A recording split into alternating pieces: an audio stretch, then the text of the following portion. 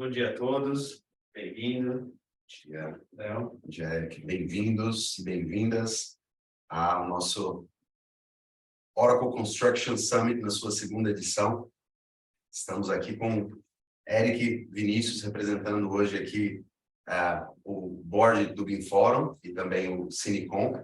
Eric, fala um pouquinho hoje para a gente sobre o que o nosso evento nos reserva, por gentileza. É uma honra estar aqui, né, participando desse evento, representando o BIM Forum e eu particularmente gosto muito dessa iniciativa de rodadas de negócios que vocês conseguiram iniciar, né? E o BIM Forum vai estar presente em outras rodadas de negócios, né? A gente tem eu particularmente gosto bastante desse modelo. E agora eu vou explicar um pouco para o pessoal que está nos assistindo aqui como vai funcionar esse evento, né? Então, a gente vai ser dividido em 3 blocos, cada bloco com 2 convidados.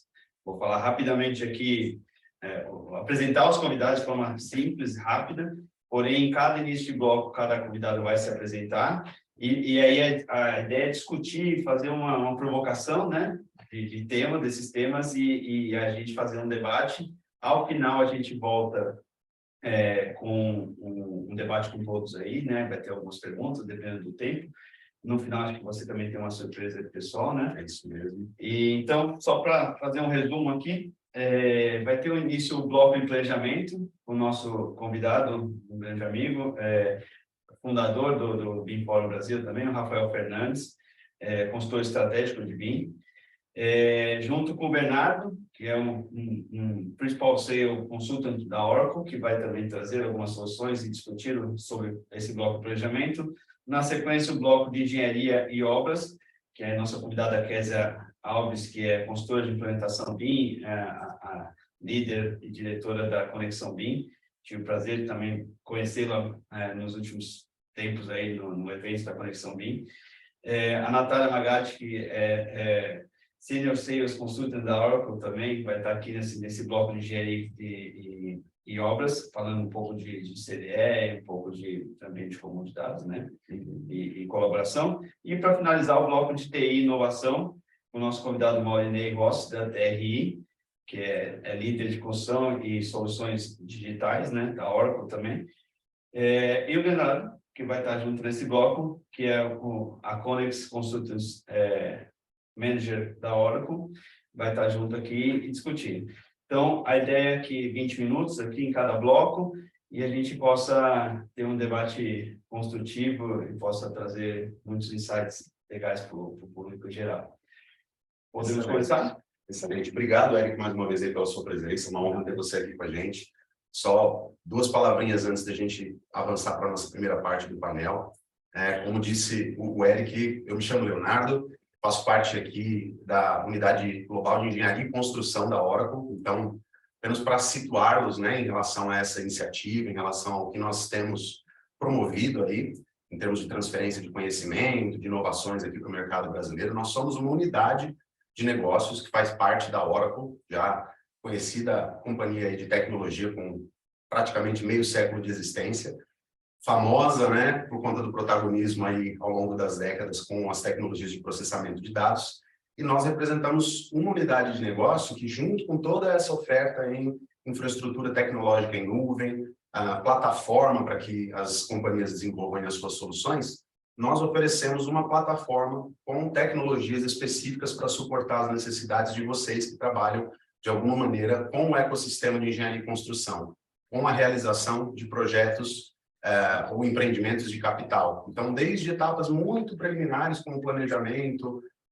configuração dos projetos de vocês, até colaboração, vamos falar muito aqui hoje de CDE, né, gestão da informação, entrega dos projetos e handover para operação. A Oracle ela tem uma abordagem de construção inteligente que vai entrar em voga aqui em diversos momentos da nossa discussão hoje. Vocês vão ter oportunidade de conhecer qual é a proposição de valor que hoje nós trazemos no mercado brasileiro, né? Mais previsibilidade, mais assertividade aí no processo de desenvolvimento de projetos e entrega desses empreendimentos para a operação. Dito isso, né, como o Eric também citou, peço para que vocês que nos assistem hoje fiquem até o final. A gente tem uma surpresa para vocês participantes, né? Nós vamos gratificá-los com um serviço bastante interessante aqui relacionado à inovação para as companhias de vocês e vocês participantes. Então, no mais, agradeço novamente, Eric. Desejo a todos um excelente evento. Acompanhem as nossas redes sociais. Esse evento é apenas um de uma série que nós temos desenvolvido aí para o mercado brasileiro. A gente espera encontrá-las novamente aí em mais oportunidades. Obrigado, Eric. Opa, vamos começar, então. Eu vou chamar aqui o Rafael Fernandes para entrar online e o Bernardo para sentar aqui comigo para a gente começar a discussão. O Bernardo vai entrar. Bom dia, pessoal. Então, vou pedir que vocês apresentem, Rafael, por favor. Bom dia a todos. Obrigado pelo convite, né? A Oracle. Eric, obrigado pela parceria aí nessa hora, né? BeamForum fazendo aí um belo trabalho, juntando aí os seus associados, né? Para a gente poder fazer um debate maior, né? E aí, acho que é um momento importante, né? Para que a gente possa debater outras camadas sobre o BIM, né? E essa é uma grande oportunidade, abrindo o ano aí com um grande evento. Bernardo. Bom dia, pessoal. Eu sou engenheiro de soluções aqui na Oracle.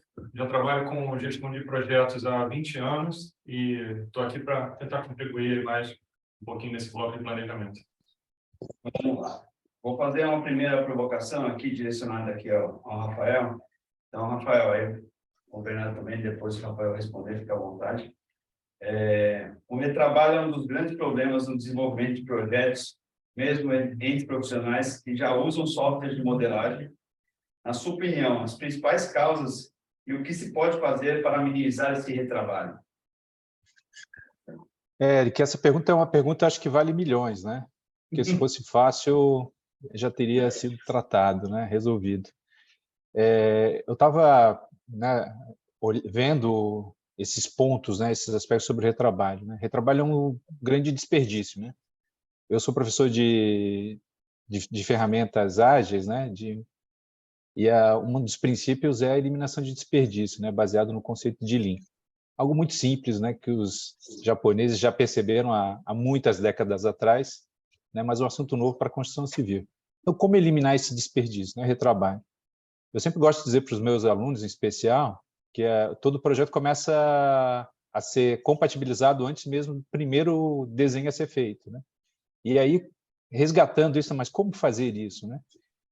A gente, olhando para trás, antes das ferramentas de computacionais, né, estarem disponíveis, se a gente for olhar, e aí valeria muito a pena, que fica aqui uma sugestão para o BeamForum, resgatar aí os senhores, senhoras, né, profissionais de engenharia e arquitetura que só projetaram em prancheta grandes projetos para um depoimento de como era o trabalho nessa época, lá nos anos 50, 60, 70, como é que era trabalhar, né, num ambiente totalmente diferente, que não era o virtual, que não era aí o computacional, né? Porque a tudo que eu já resgatei, e eu peguei um finalzinho dessa prática, a gente era obrigado a estar debruçado todo sobre um único ambiente, né, naquele meio ali, papel, né? E ali havia a necessidade de uma grande troca de experiências, de troca aí de informações, aonde eu entendo que esse retrabalho era pensado como algo a ser evitado ao máximo, porque o papel não aceitava Ctrl+C, Ctrl+V, né, del, enfim. E o Nanquim obrigava a ir para essa fase com nível de detalhamento, de certeza do que tinha que ser realmente desenhado muito alto. E as nossas gerações, aqui eu me incluo, né, e as mais recentes, não tiveram essa oportunidade de estar nesse mesmo ambiente, né, discutindo o projeto antes mesmo de estar sendo desenhado. Então, eu vejo que parte desse retrabalho está no modelo em que a gente tem hoje, né, e aí predomina mesmo quem já domina as ferramentas de modelagem, que é não ter esse ambiente, né, imaginando o que se tinha lá atrás, que era prancheta, para se discutir o projeto antecipadamente, né, vendo aí, por exemplo, detalhes sobre, olhando para trás, né, eu sou da área pública, e era muito maluco ver licitações de obras sem ter sondagem. Licitava-se a construção de uma obra sem ter nenhum dado sobre sondagem. seja, já era certo do aditivo, ou seja, já é certo do retrabalho. Então, acho que a ansiedade dos projetistas, a ansiedade em especial dos donos, desses ativos que vão ser construídos, né, acabam atropelando obrigatoriamente informações que eram necessárias para isso. Como evitar? Né? Ou seja, eu olhar para trás e ver assim, vale a pena todo esse custo? Será que a gente não precisaria medir o quanto esse retrabalho seria, quanto ele custa o retrabalho, como ele seria minimizado se a gente tivesse boas práticas que não são novas, são, na verdade, práticas já executadas há muito tempo que foram perdidas. Muito boa. Vou fazer uma pergunta e depois a gente faz um bate-bola. Pode direcionar aqui para o Bernardo. Então, a jornada que começa na identificação de uma oportunidade e termina na entrega de um ativo pronto para ser operado, que é longa, como o Rafael estava falando, o que fazer na etapa de planejamento para entregar de forma mais rápida e mais eficiente e como a tecnologia suporta esse processo? Ok. Bom, vamos lá. A gente, falando de planejamento, a gente sempre imagina projeto, né? Mas, na minha opinião, o planejamento começa antes, né? Se a gente pensar na estratégia da empresa, ela também precisa de um planejamento. Então, as empresas precisam definir para onde elas querem ir, que mercados explorar, enfim, de que forma aumentar a receita, de que forma reduzir custos. Então, para isso ser feito, ela precisa trabalhar variáveis, como, por exemplo, tempo, custo, tempo, o investimento que elas têm disponível e recurso disponível. Né? Então, às vezes, elas não trabalham com algumas dessas três, e muitas vezes até com nenhuma das três, né? E aí ela precisa priorizar, ela precisa trabalhar com essas variáveis, não só internas, mas também as externas. Né? Tivemos aí a pandemia, que mudou muito a forma como as empresas trabalham, o cenário macroeconômico, político, até guerra a gente está enfrentando que impacta a gente aqui. Né? Então, uma estratégia ela só é alcançada com uma boa gestão de portfólio, e é isso o que eu queria falar. Né? E aí, no que consiste uma boa gestão de portfólio? É você ter um processo que permita que você identifique, categorize, selecione, priorize e aprove o melhor conjunto de projetos que tem maior chance de fazer com que a empresa alcance essa estratégia que ela definiu. Né? E aí, tá bom, como é que a gente amarra com o contexto de tecnologia? Né? Como é que a tecnologia ajuda isso? Ela trabalha, né, nessa captura colaborativa dessas propostas para serem priorizadas, ela faz a integração entre a equipe, ela faz simulações de cenários de retorno e investimento, considerando projeção de demanda, preços de insumos. Então, todo esse processo é a tecnologia que suporta a tomada de decisão. Né? Então, eu vejo que essa parte de portfólio é interessante. E aí, descendo para projeto, né, já falando, né, realmente o que o nosso tema de hoje, projeto, tecnologia, planejamento, eu vejo que a gente precisa responder 5 grupos de perguntas. Né? A gente pode aplicar uma série de técnicas e ferramentas. Eu acho que, na prática, a gente cai em 5 perguntas. Né? Por que a gente precisa fazer um projeto? E aí, o porquê ele tem que responder. Qual é a oportunidade que aquele projeto vai aproveitar? Qual é o problema que ele vai resolver? Qual é o objetivo ou quais são os objetivos que esse projeto pretende alcançar e os resultados esperados. Então, um projeto ele sempre implementa uma mudança, leva a empresa de uma situação A para B. No caso da construção, vai entregar um ativo. Então, a gente vai ter sempre a situação A, que é uma oportunidade, no caso, com a situação B, que é aquele produto entregue, e esse objetivo servindo de ponte entre esses dois momentos. Né? E aí a gente vai para o quê? Pensando também na construção, o que a tecnologia eu acho que ajuda, né, no trabalho colaborativo para chegar num modelo BIM que contém todas as informações que daí a gente vai tirar o escopo do projeto, as quantidades, até tirar um suporte de orçamentação também, talvez até critérios de aceite para aquelas entregas. Né? Em seguida, né, respondendo o porquê e o que, eu acho que a gente precisa responder quem. Né? Então, olhando para a nossa equipe, aí também recurso mão de obra, não mão de obra, material, enfim, mas especificamente mão de obra, a minha equipe tem a competência necessária para entregar aquele projeto? Eu tenho as tecnologias que vão ser usadas, a minha equipe já domina eu preciso no mercado. Então, a tecnologia, você tendo o seu pool de recursos, você consegue ter essas respostas rapidamente. Se eu tenho um recurso A disponível em 2 meses ou não, então, acho que a tecnologia suporta isso também. Aí a gente, a partir do porquê, do que, de quem, acho que a gente pode ir para o como, que é exatamente a estratégia de como a gente vai entregar aquele projeto. E a gente precisa pensar em premissas e restrições. E aí vem um conceito importante que premissa é tudo aquilo que a gente considera como verdade, mesmo não tendo a garantia de que seja. Então, o famoso exemplo é o dólar, né? Enfim, a qualquer fator externo que você não controla, que você admite como a premissa para sustentar o seu planejamento, você precisa considerar, e restrições, tudo aquilo que limita o seu trabalho. E aí, como é que a tecnologia ajuda isso? Ela ajuda identificando se o teu plano tem as boas práticas de programação foram consideradas, se eu comparar o meu planejamento, por exemplo, com projetos anteriores, utilizando modelos preditivos e inteligência artificial, né, para antecipar potenciais problemas naquele projeto. Então, a tecnologia ela ajuda muito nesse sentido.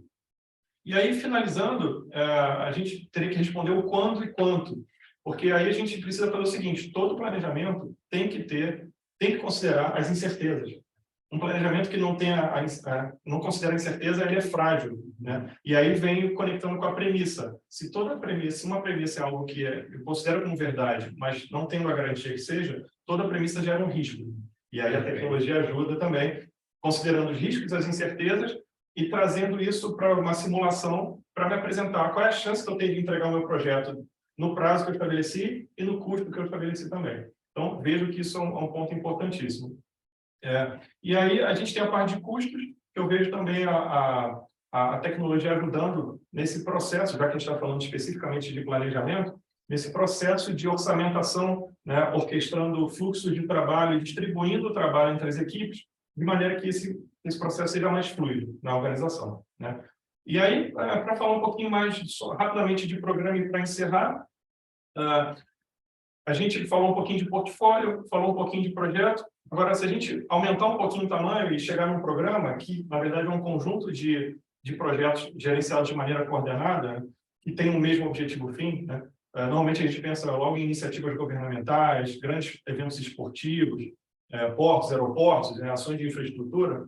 A gente pensa que a tecnologia consegue facilitar a identificação de como um projeto complementa o outro, como um projeto até impacta no outro, né? Imagine quantas pessoas, empresas e até países são envolvidos em um determinado programa, né? Então, a gente também tem a tecnologia trazendo e fazendo as equipes colaborarem, as equipes que estão geograficamente dispersas, né? E enfim, para encerrar o raciocínio, acho que a tecnologia, acho que a palavra-chave aqui, uma das palavras-chave ela traz todos para um mesmo ambiente, que aí é o CDE, que vai ser o tema do outro bloco, né? O CDE, ele promove a colaboração, ele mantém a rastreabilidade, ele facilita a tomada de decisão, ele antecipa problemas para você tomar a decisão mais rápido. E aí, eu acho que no final a integração é que vale, né? Porque não só a integração entre pessoas e processos, mas também entre essas tecnologias. Então, acho que seria essa minha pergunta. Assim, só complementando, como você falou de pessoas, né? Você citou muito a equipe, né? Eu entendo que a equipe não é a equipe só da empresa, aquela equipe que está no projeto de uma empresa só, e sim os agentes que estão envolvidos, então os fornecedores, os subjetistas, então é muita gente envolvida, é muita informação a ser multidisciplinar. Exatamente, e o que você disse, acho que converge exatamente para unificar tudo isso, né? Voltando aqui, complementando algumas perguntas e provocações, o Rafael, queria fazer mais uma pergunta para você, e aí a gente volta com um debate aqui para finalizar o bloco. Entre as ferramentas digitais, qual pode ajudar e melhorar a produtividade, minimizar o retrabalho que você comentou lá no início, garantir a sustentabilidade, que eu sei que é uma coisa que você também trabalha fortemente aí, das empresas de projeto e construtoras. Então, como que a gente pode trabalhar com ferramentas digitais que visam melhorar, otimizar esse tipo de assunto dentro das empresas de projeto e consultoras? Legal essa pergunta, Eric. Esse ano agora, abril, né, para ser mais preciso, dia 22, completam 10 anos, né? Eu comecei a estudar BIM aqui dentro do governo do Estado de Santa Catarina, apesar de estar nesses últimos anos fora das ações dentro de governo do Estado, né?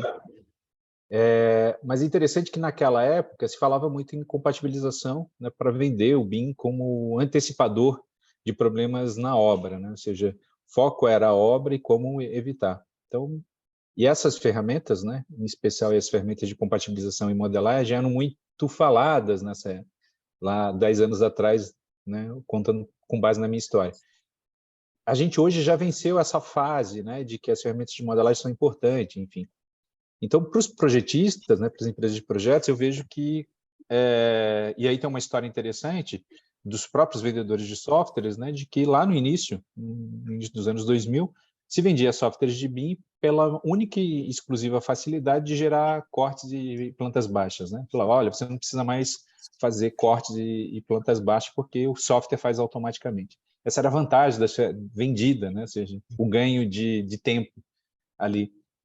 Isso já está superado, né? Hoje eu vejo que um grande problema é a questão contratual. Ainda bem que o BIM Fórum, em parceria aí com o CalBR, a Cal Santa Catarina, né, vai desenvolver os guias aí, manuais de contratação, porque é hoje o grande gargalo. Então, a gente vai precisar, mas esse contrato, né, essa gestão entre esses vários agentes aí, os stakeholders, né, e a equipe, eu preciso, nesse momento, de uma grande plataforma, e não uma ferramenta isolada, né, com software, mas uma grande plataforma para fazer essa gestão. E como bem colocou o Bernardo, né, a gente está precisando hoje mergulhar nesse universo do CDS com esse objetivo, né? Qual o melhor CDE que vai me atender aquela necessidade? Como que a minha equipe está organizada? Porque parte desse retrabalho que eu comentei na primeira pergunta decorre da forma de gestão, né, dessa integração, da comunicação entre os membros da equipe interna e dos agentes externos, aí os stakeholders, para que a gente possa, né, ter aí uma melhor comunicação. E a comunicação a informação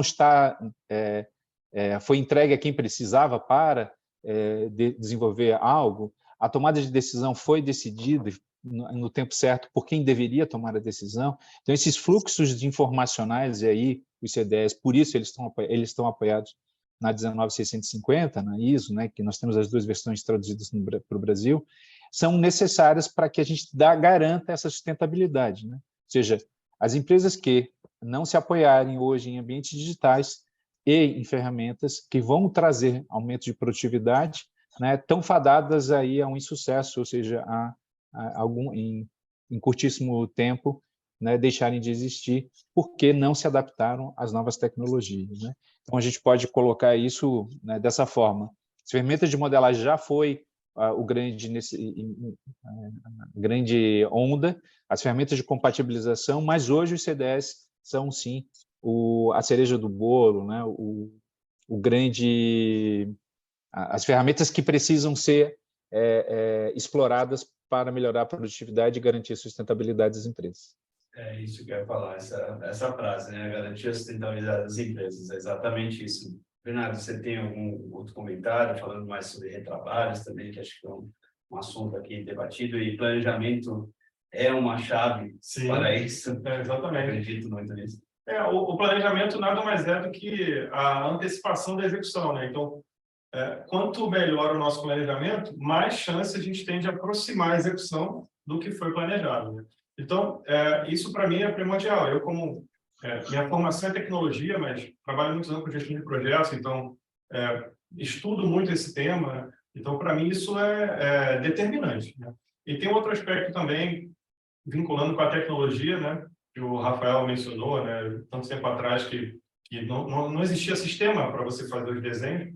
E um aspecto é que hoje, na nossa mão, a gente tem mais tecnologia embarcada do que quando a gente foi para a Lua, né? Então, tem um pouco desse, eu tenho recurso de sobra, né? Por que eu vou, né, otimizar? Então, tem um pouco disso. Tem um Ctrl+Z aqui, né? Então, a gente tentar pensar para fazer uma vez só e fazer melhor, e aprender olhando para o passado, como eu mencionei também, para mim é determinante. Pessoal, vamos encerrar esse bloco. Eu agradeço o Rafael, agradeço o Bernardo. Obrigado. No final, a gente vai voltar com todos os participantes aqui para fazer mais uma rodada. Vamos ver se a gente dá tempo de fazer perguntas externas. Já chegou algumas perguntas, então a gente vai depois chamar. Obrigado, Rafa. Obrigado, pessoal. Vou chamar Depois. agora para participar aqui com a gente a Késia, vai estar online, e a Natália aqui presencial com a gente. Tudo bom, Natália? Tudo bom, Eric? Olá, pessoal, tudo bem? Bom dia, tudo bom? E a Késia? Bom dia, prazer estar aqui com vocês. Vocês me ouvem bem? Sim, pode aproveitar e se apresentar aí, Késia. Depois a Natália também faz uma apresentação. Bom, pessoal, é um prazer enorme estar participando desse evento, iniciando os trabalhos aí em 2023, né? Com os eventos que a gente sempre gosta de participar, alguns a gente consegue fomentar, mas é sempre muito bacana poder participar também dos eventos que as empresas, que os colegas promovem, e eu tive o prazer, né, no ano passado, poder participar de um evento com a Natália, também participar de um evento com o Eric, né, o Bincreia, o Sinaenco, a gente, inclusive, participou de um painel, né, Natália?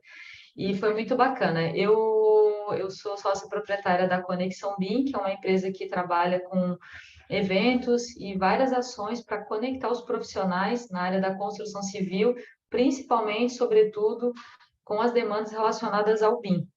Então, estou aqui à disposição para a gente poder debater ideias, contar um pouquinho da minha história. Às vezes, algumas pessoas não conhecem ou não sabem muito bem qual é a motivação que me faz trabalhar assim tão fortemente, da forma que a gente atua, né? De uma forma a unir os profissionais. E hoje eu estou disposta aí a contar um pouquinho da minha história e compartilhar um pouquinho das experiências com vocês.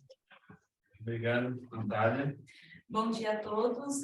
Muito obrigada, Kézia, por aceitar o convite, né? Eu faço parte aqui da equipe da Oracle, de consultores de vendas, com um grande foco, principalmente, em soluções que atendem a metodologia BIM e, logo, acabo tendo um grande foco aí no nosso CDE, que vai ser o nosso principal assunto nesse bloco.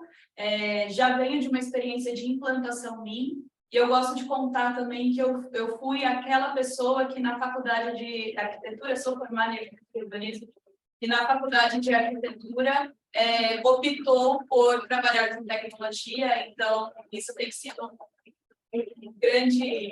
grande alegria poder trabalhar aqui justamente com a Oracle, que é um grande líder na parte de tecnologia, na parte de construção e engenharia.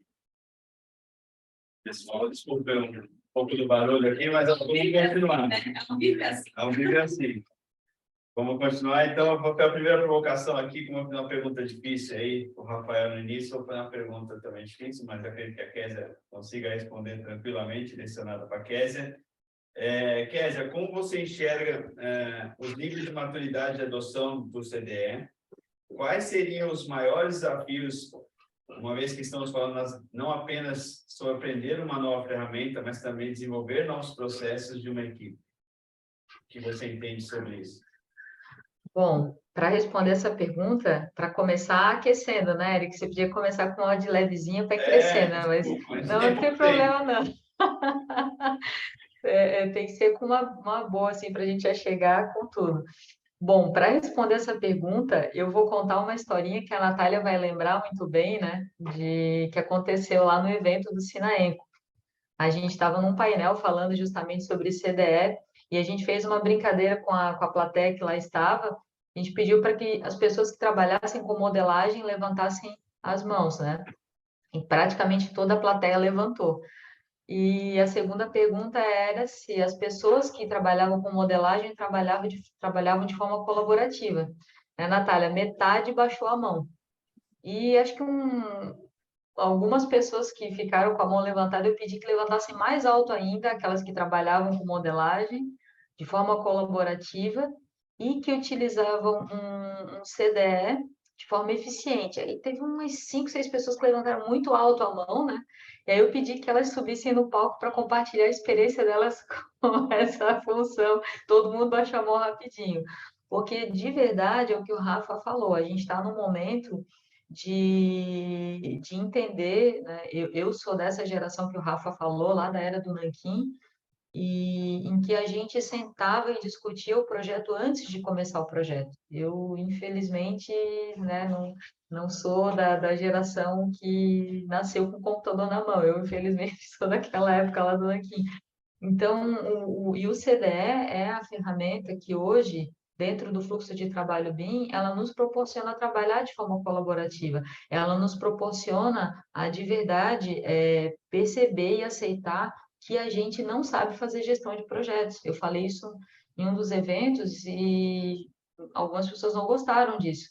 Mas é fato, a gente faz bons projetos, nós somos bons projetistas, bons construtores, mas a gente não leva a sério a nossa função de fazer gestão de projetos.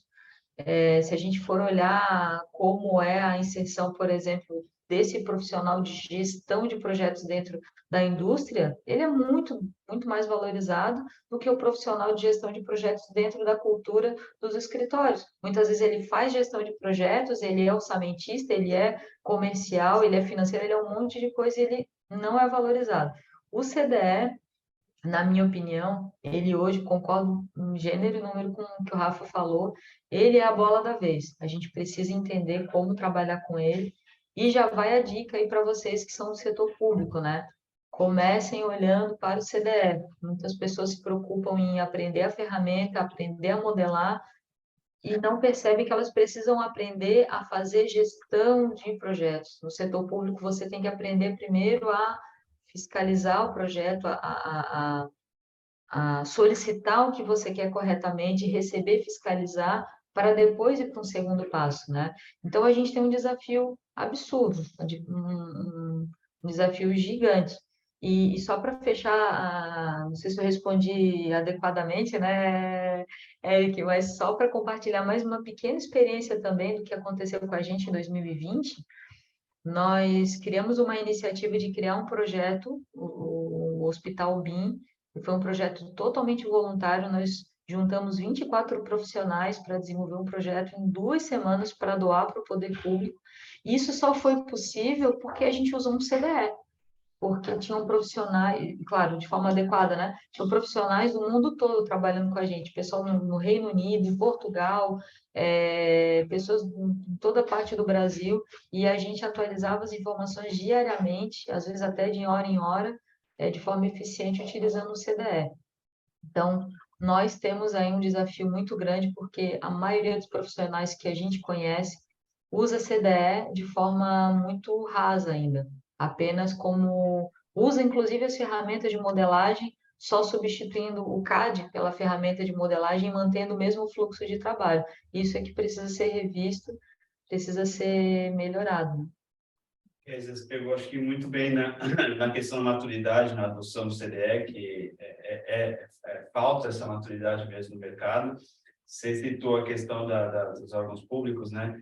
A nova lei de licitação agora vai obrigar os órgãos públicos a contratarem BIM, preferencialmente, e acho que isso vai ser, você falou, o foco tem que ser no CDE, porque aí ele vai fazer gestão desses projetos em BIM contratados, ele não vai fazer projeto. Então, tem uma grande diferença nisso, e aí essa é a chave. Agora, trazendo um pouco aqui para a Natália, trazer um pouco da experiência também, citar um pouco das soluções, e usar o CDE, explicar um pouco mais para o público em geral aí sobre o CDE. Foi uma pergunta aqui. Assim como alguns anos atrás, né, o decreto BIM nacional, falei da nova lei de licitação também, nós vimos um grande boom de interesse em BIM, impulsionado, né, vamos dizer assim, pelo governo federal. Hoje, com o aumento do conteúdo sobre a ISO 19650, também que o Rafa comentou, vemos um grande movimento sobre o ambiente comum de dados, porque a ISO tem nela um caminho, um fluxo de informação baseado no ambiente comum de dados. Na sua opinião e experiência, quando você acha que é melhor o momento para fazer a implantação de uma solução CDE e qual a principal característica que se deve procurar quando buscarmos uma plataforma desse tipo? Não, perfeito.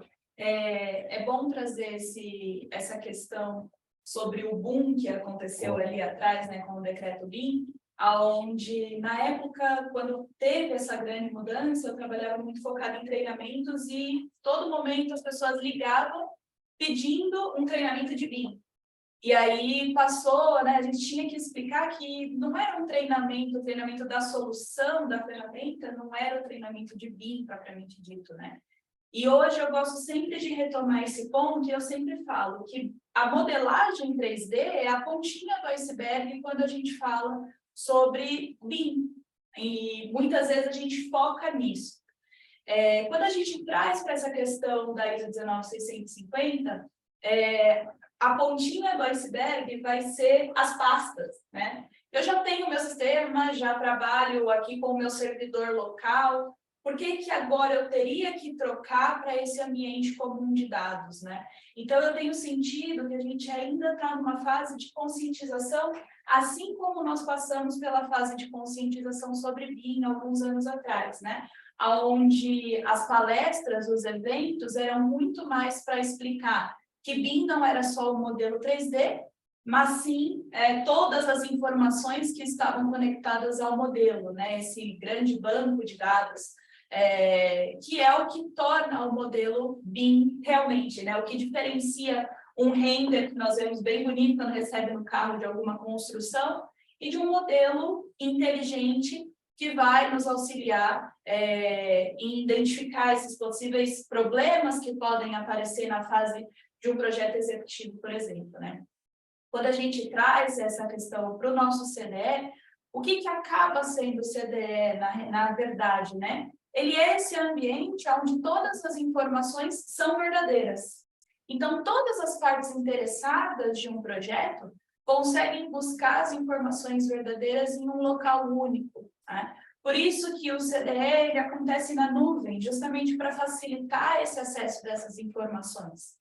E aí ele precisa ter ali alguns detalhes, né, que vai auxiliar durante esse processo de trabalho. Então, uma dessas questões é justamente a gente esquecer um pouco aquela estrutura de pastas e talvez pensar em informações mais inteligentes, como metadados de um arquivo, né? Eu também conseguir visualizar o meu modelo BIM dentro dessa plataforma, onde qualquer pessoa, não precisa ser um grande especialista em ferramenta 3D, consegue abrir esse modelo BIM, fazer um corte, adicionar um ponto de vista para conseguir fazer a comunicação correta com todas as equipes. Também precisa ser uma solução que se integra com outras plataformas, né? Por isso que aqui com a gente sempre foca bastante nesses conceitos como o Open BIM, então conseguir trabalhar bem com o modelo IFC, assim como trabalhar também no conceito de Open CDE, trabalhando ali com questões BCF. E aqui a gente pode, né, seguir longe nessa história, porque quando a gente começa puxando um pouco o gancho do primeiro bloco de planejamento, é importantíssimo a gente ter essas informações do CDE vinculadas ao nosso planejamento, até mesmo para ver questões de contratos, de custos, ter a conexão com o pessoal que está ali na obra, né? O pessoal que está dentro do escritório no ar-condicionado e o pessoal que está lá na obra, que precisa também achar essas informações. Então, o CDE ele vai concentrar. Respondendo à pergunta, né? Qual é o melhor momento de fazer a busca por esse CDE? Existem dois cenários. Imaginando as empresas, as equipes que já têm uma maturidade BIM, muito provavelmente eles já trabalham num processo muito próximo ao CDE, talvez em um servidor, e aí precisa fazer esse processo migratório, né? Para esse pessoal acaba sendo um pouco mais simplificado, porque eles já têm ali os seus fluxos muito bem definidos, os seus metadados muito bem definidos. Então, para esse tipo de cenário é agora. Acabou a apresentação, já vai atrás dessa solução. Para o pessoal que ainda está passando por um processo de implantação, e por mais que o decreto já tenha saído há bastante tempo, tem muita gente nesse cenário, né? Porque um processo de implantação não é caixinha, que você instala o BIM no computador e está tudo certo. Então, para esse tipo de cenário, o primeiro passo é o CDE. Eu sempre falo muito essa frase, né? O CDE é o primeiro passo para uma implantação BIM de sucesso, onde você começa organizando toda a casa antes de começar realmente, né, assim, treinando ferramenta, treinando equipes, fazendo a documentação, né? O CDE ele vai ser essa base que vai organizar como que as equipes vão passar a trabalhar dentro dessa nova metodologia. Perfeito, acho que eu posso colaborar com minha vivência como construtor e empresa de engenharia, um pouco que a Kézia falou e você também falou. O CDE, além dos projetos em BIM, toda a informação, fluxo de informação, você pode fazer gestão de projetos, né? Que falta um pouco de ter essas profissionais de gestão de projetos. Então, todas as cartas de clientes, toda a troca de informação, medição, documentos de qualidade, tudo isso pode estar também abastecido como repositório ou como troca, workflow de informações dentro do CDE. Então, não é só um software ou uma plataforma que vai ter ambiente para falar de BIM e trocar projeto executivo. Então, só complementando um pouco a experiência que eu tenho, é uma visão muito importante disso. Esse é o ponto mesmo, e por isso que quando a gente fala de CDE, né, é um ambiente comum de dados, não é um ambiente comum de documentos. Exato. Também existe muito essa questão, né? O CDE ele vai também ser alimentado por documentos, por uma planilha Excel, por um modelo BIM, por um contrato PDF, só que ele é um ambiente comum de dados. E aí, quando a gente abre no quesito de dados, é codificação, é também um arquivo, um modelo 3D, é uma comunicação que às vezes a gente acaba passando despercebido por elas, né? Tudo isso é informação relevante do E a informação fica lá guardada, com acesso, tudo, controle, rastreabilidade e tudo mais, né? Exatamente. Vamos lá, para a gente evoluir aqui no nosso bloco, senão a gente fica aqui, né? Como ela falou, vamos longe. Kézia, eu vou puxar mais uma pergunta, depois a gente encerra com uma discussão aqui entre vocês duas. Qual a evolução da tecnologia? Qual será o futuro da tecnologia para a gestão de informações?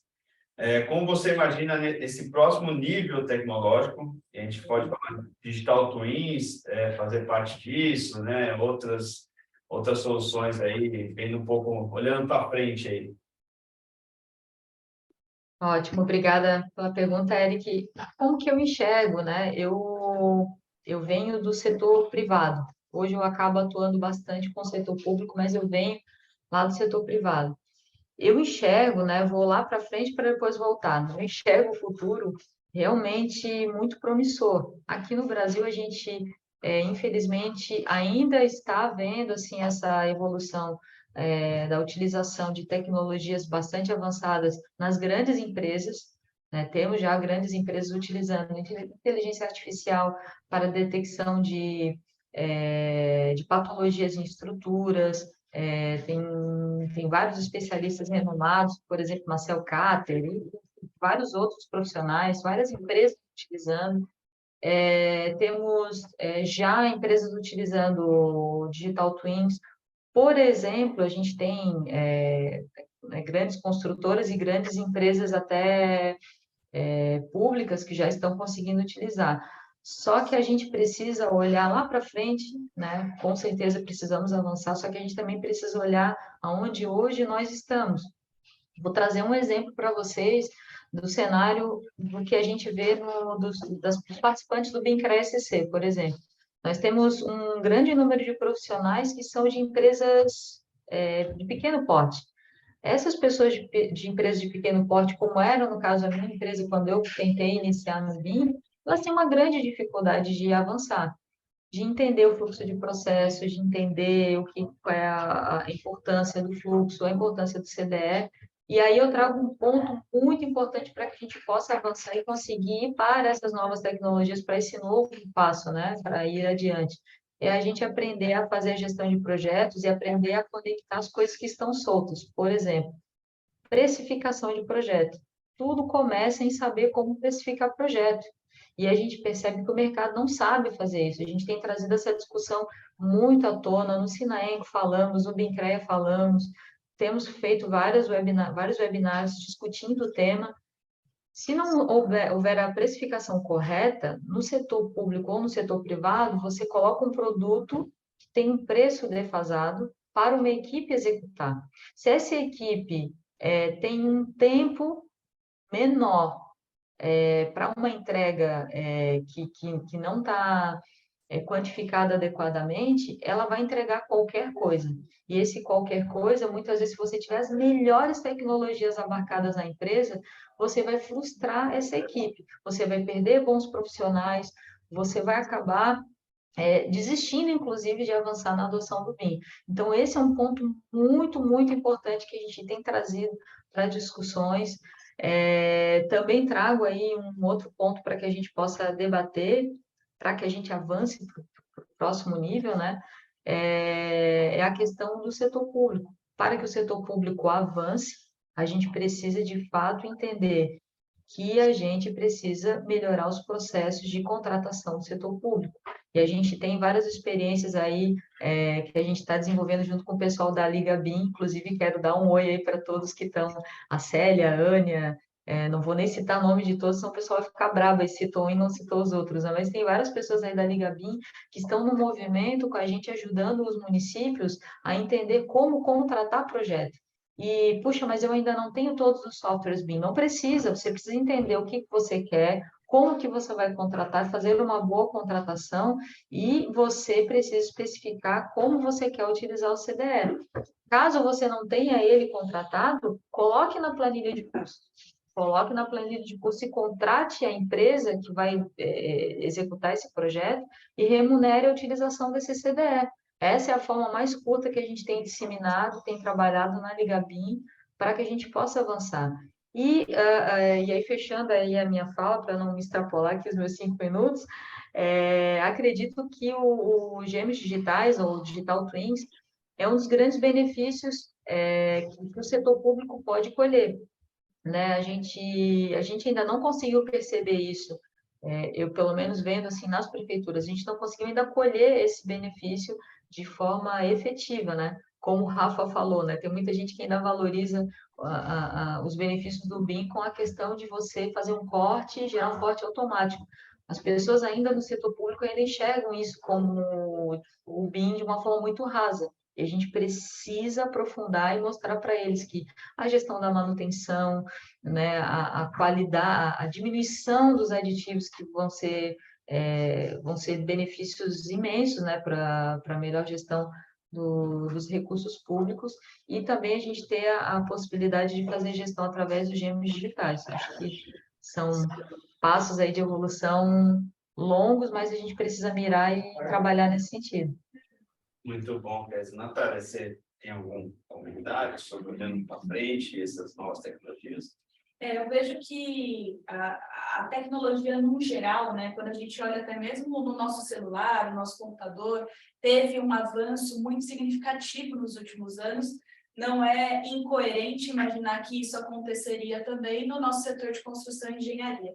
Então, eu imagino que nos últimos anos, quando as pessoas se depararam com todas as informações que um modelo BIM consegue nos entregar, agora a gente passa por esse processo justamente do o que vem aí, né? E eu acho que a fala da Kézia sobre essa importância, principalmente do gêmeo digital para o setor público, vai nos ajudar muitíssimo, né? Porque a gente consegue ter essa conexão das informações não só no meu próprio segmento, né, como, por exemplo, segmento de rodovias ou segmento de saneamento, mas eu consigo ter esse ambiente único onde eu consigo cruzar todas essas informações e trazer muito mais qualidade ali no meu planejamento, no meu projeto, né? Então, eu imagino que com essa grande alavancada que nós temos de tecnologia no geral, não é loucura a gente pensar nesse avanço muito rápido dos gêmeos digitais, que já é uma buzzword, né? Muita gente já vem falando sobre isso,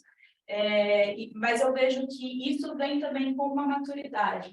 Então, a gente também não pode querer subir a escada de 2 degraus, né? Porque tropeça e cai. É melhor subir um degrau de cada vez para garantir o sucesso no final. Agradecer a participação agora e vou chamar o próximo bloco e depois vocês retornam no final. Perfeito. Muito obrigado, muito obrigada. Obrigado, Kézia. Obrigada. Agora, para a gente começar nosso bloco de TI e inovação, vou chamar o Maurinei aqui, TRI. A gente vai receber uma luz aqui, por isso vai ser iluminado aí agora. Bom, o Leonardo volta aqui com a gente também. Vou pedir aí Tirar um pouco do som para poder estar ouvindo bem aí.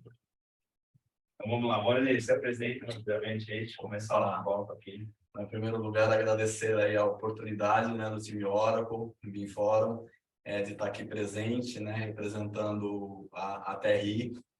Eu digo que conhecimento é algo muito bacana, né? Quanto mais você compartilha esse conhecimento, você compartilha e ele fica com você, né? Então, isso é fantástico, a gente vai promover cada vez mais esse tipo de evento. Hoje eu atuo como líder de construção e engenharia na TRI. TRI é o grupo Peloton. Nós temos aqui de Brasil mais de 15 anos, né? E como grupo Peloton, obviamente, atuamos também no Latam, atuamos nos Estados Unidos, Canadá, China, México. Então, nós temos boas histórias para contar. Já participamos de bons projetos, cases aí de sucesso com o time Oracle, né? No segmento de saneamento, no segmento de energia, geração e transmissão de energia. Também aí case do segmento químico e petroquímico, enfim, e a gente vai contar um pouquinho mais sobre isso. Muito obrigado. Leonardo, já se apresentou? Pode ficar resumidamente também. Reiterando rapidamente, sou Leonardo Tavares, pessoal. Hoje atuo aqui como Country Manager da solução Aconex, como parte da equipe da Oracle Engenharia e Construção aqui no Brasil. Atuo há mais de 13 anos aí com processos comerciais de consultoria, 11 dos quais dedicados a tecnologias e digitalização do setor da construção. Então, é um prazer mais uma vez estar aqui com vocês e ansioso para a nossa discussão.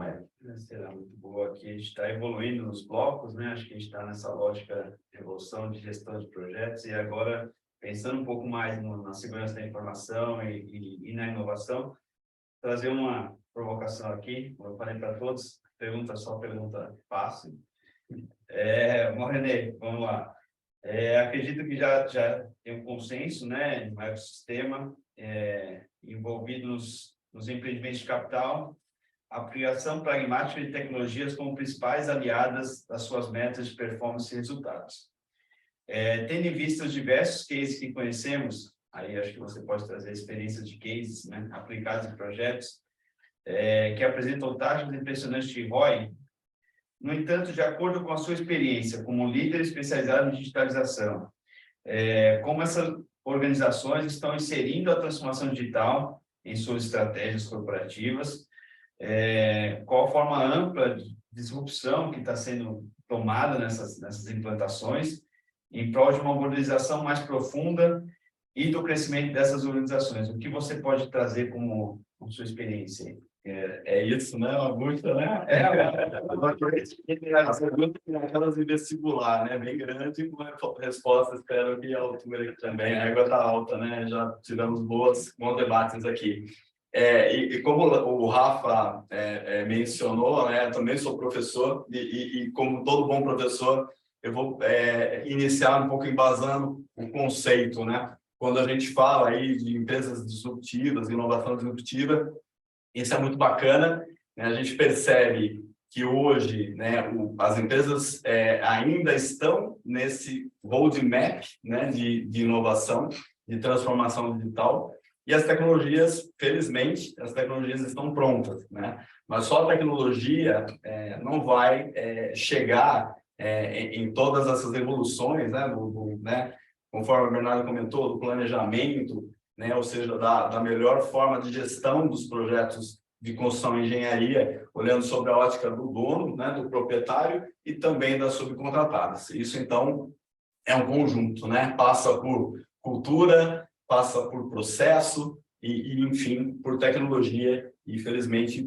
boas tecnologias aqui que já possuem aí todo esse conjunto aí de inovação com IoT, com chatbot, né?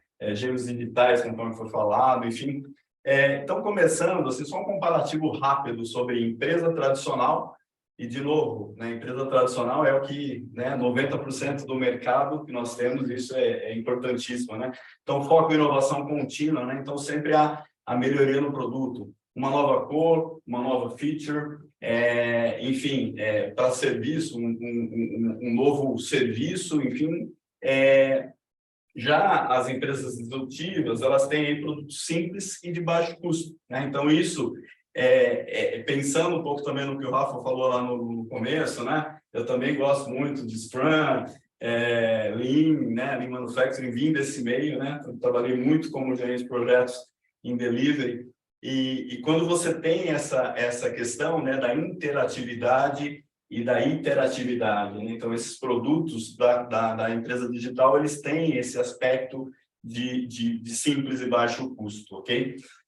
Obviamente, as empresas digitais, as empresas tradicionais, elas vão buscar, obviamente, a evolução desses produtos, e às vezes o que o professor Clay Christensen, né, o livro O Dilema da Inovação, da Harvard Business School, que ele fala exatamente do overserve, né?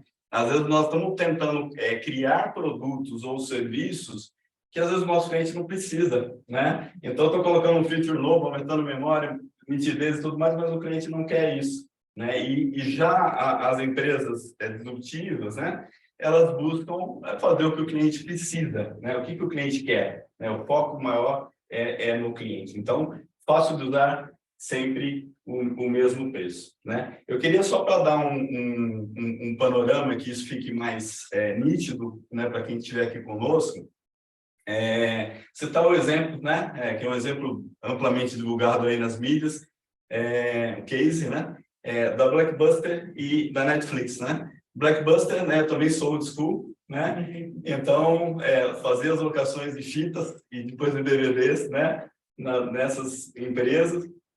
E a Blockbuster surgiu em 85 e a Netflix surgiu em 97, ou seja, 12 anos depois, né?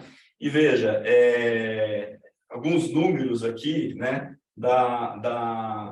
do Netflix, né? Obviamente, o Netflix, quando começou em 97, nem todo mundo foi pro Netflix, né? Aqueles chamados early adopters, né? Assim, olha, eu gosto de coisa nova, eu gosto de inovação, eu vou dar uma olhada nesse negócio. E o negócio da Blockbuster era ir lá, né, loja física, eu vou fazer locação do meu DVD. A Netflix começou a inovar no sentido de fazer essa venda online, né, por uma subscrição, né? Olha a subscrição aparecendo aqui por $21, né, $21,99, a subscrição online desses DVDs e entrega por correio. Então, realmente já teve uma visão diferenciada. Então, 2 anos depois, né, a Netflix, vou ler aqui, pessoal, porque daí eu não erro nos números, ok?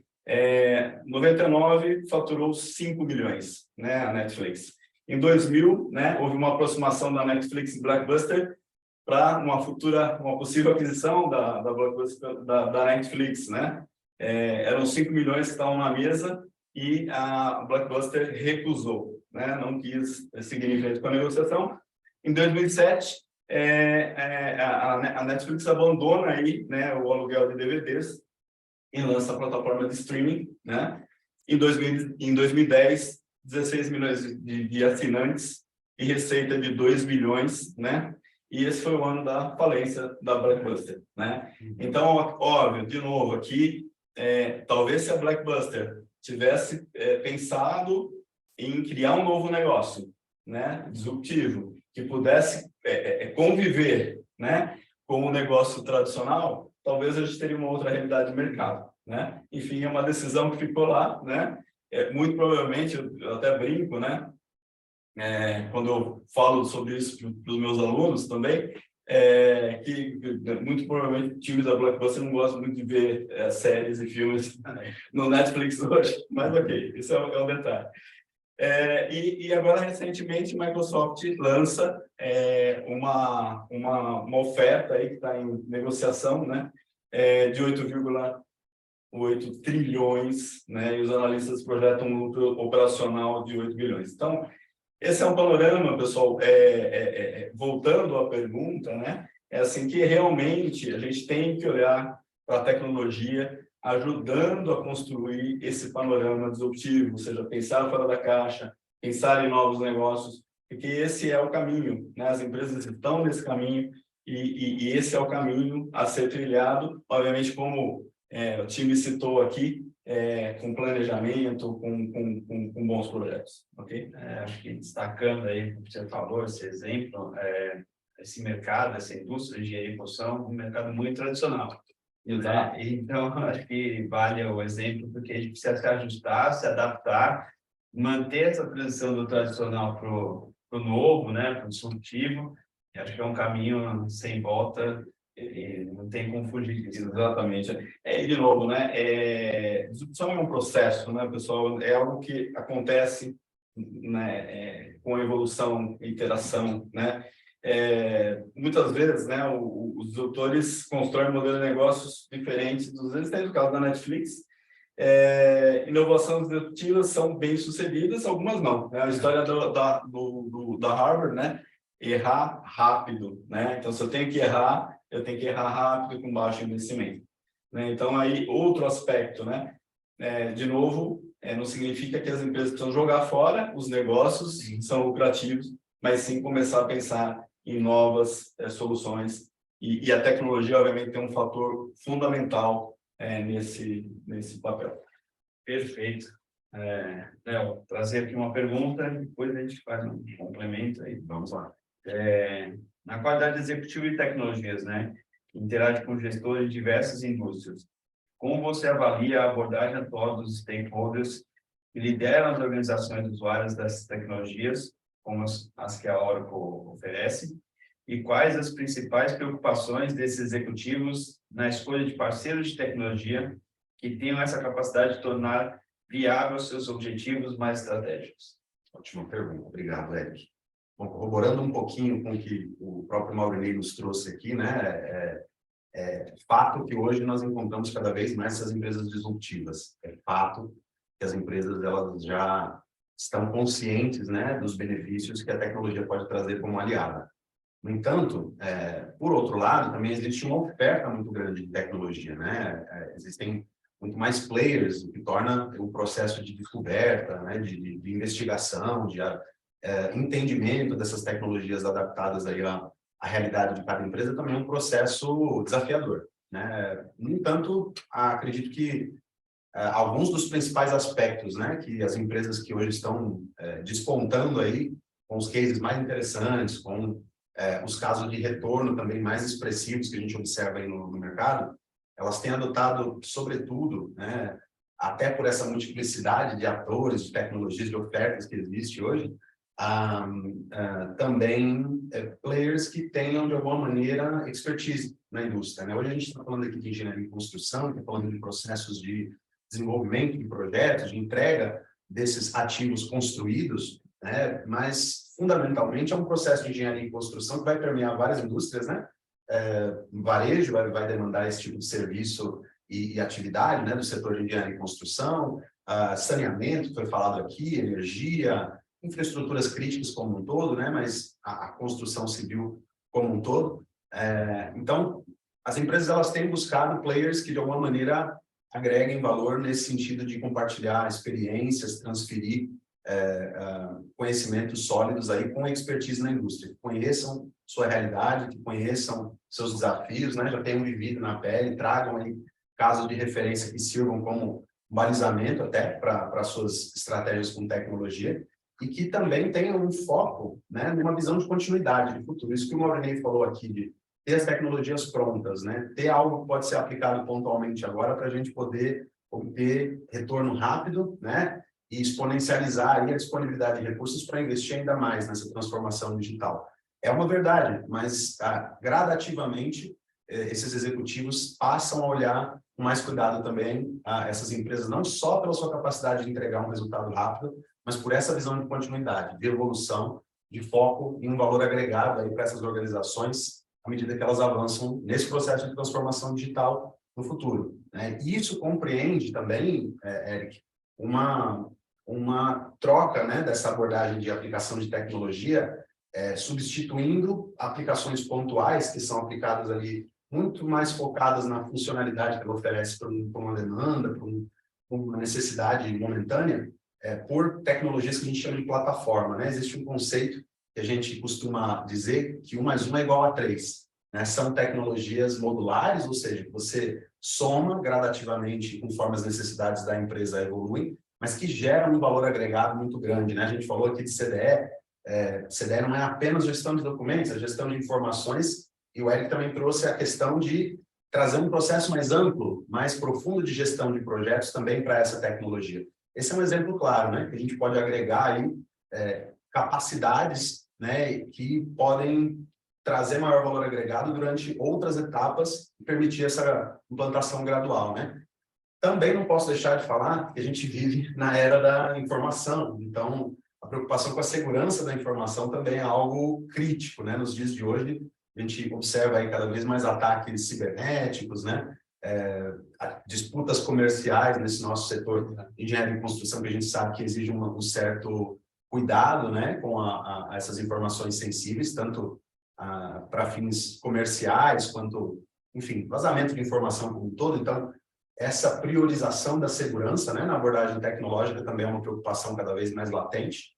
E, obviamente, né, esse foco contínuo no sucesso do cliente, eu acredito que é cada vez mais um ponto determinante na escolha, né? Não ter simplesmente um fornecedor pontual, mas um parceiro de sucesso que trabalha ali amparando as necessidades à medida que essa transformação acontece e que traz aí os principais elementos, né? Mostra essa predisposição em trabalhar pelo sucesso do cliente. Então, são todos aspectos bastante relevantes aí na escolha. Eu acho importante, acho que o Anel tem algum exemplo, um case aí para poder falar nessa linha de envolver, sem dúvida, sem dúvida. Eu acho que esse é o ponto, né? Eu acho que ela tocou um ponto muito sensível, né? Então, essa questão do parceiro e a parceria de longo prazo, né? Ou seja, você ter o parceiro como alguém que vai fazer extensão da sua equipe, né?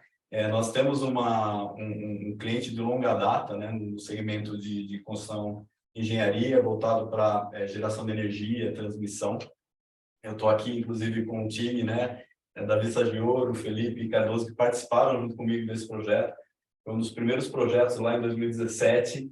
E a gente fica muito feliz, porque é óbvio que as áreas, né, os departamentos que fazem a gestão hoje dos orçamentos e obras, né, e grandes obras, realmente, quando estão no RP, elas têm realmente, né, a gente chama um pouquinho de queixo duro do RP, a dificuldade de poder extrair o detalhe da informação do RP, né? Ou seja, eu preciso do racional, né? Obviamente aquela medição foi aprovada, sim, foi aprovada, mas quem aprovou, por que aprovou, em que condição aprovou, né? Qual foi a interação da subcontratada naquela medição, né? E esse projeto, citando rapidamente a primeira fase em 2017, onde nós tivemos um foco e realmente convencimento, que a gente estava começando com a solução Oracle Unifier no Brasil, e convencimento das áreas de negócio, né, de engenharia e construção,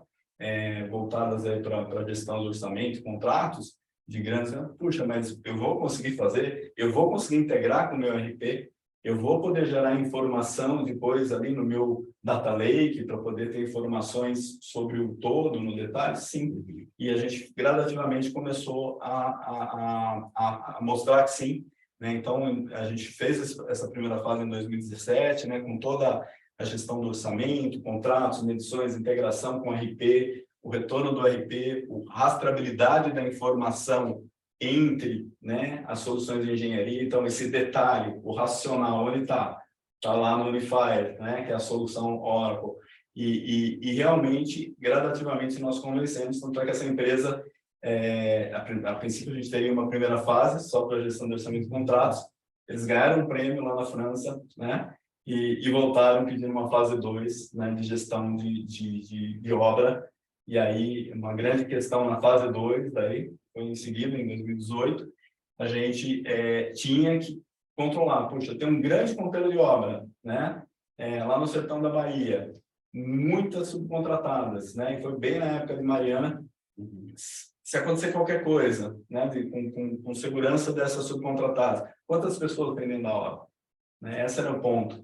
Os certificados de trabalho em altura, o N certificados necessários para a subcontratada estão atualizados, né? A subcontratada está interagindo Então, esse foi um trabalho, né? Então, a gente até chegou a um ponto dentro da solução que a gente conseguiu gerar um crachá para que cada pessoa acessasse o conteúdo de obra de uma maneira segura, as subcontratadas realmente interagindo com a plataforma, né, e colocando as informações, né? Obviamente, quem está gerenciando, falaram aqui de gerenciar no escritório, também está tendo a visibilidade do todo e puxando, às vezes, a orelha da subcontratada para que o negócio flua.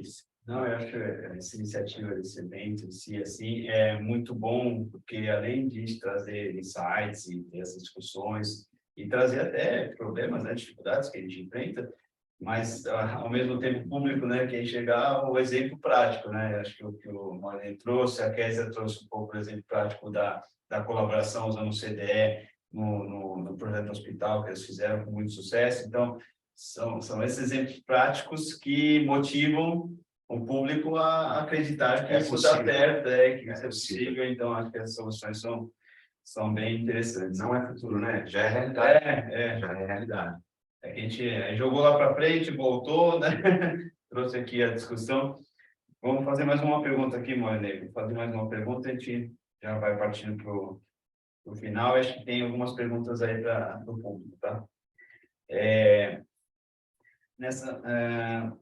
Gostaria de pedir aqui para você fechar, né, nosso encontro aqui com algumas análises sobre as principais tendências em transformação digital, que a gente estava falando, as quais você acredita que serão game changers, né, de fato, dentro dos próximos anos. A gente está falando de estar no presente, falando presente, buscando olhar um pouco para frente, né, e trazendo, a Natália também comentou, não dá passo maior que a perna, né, também, isso é importante.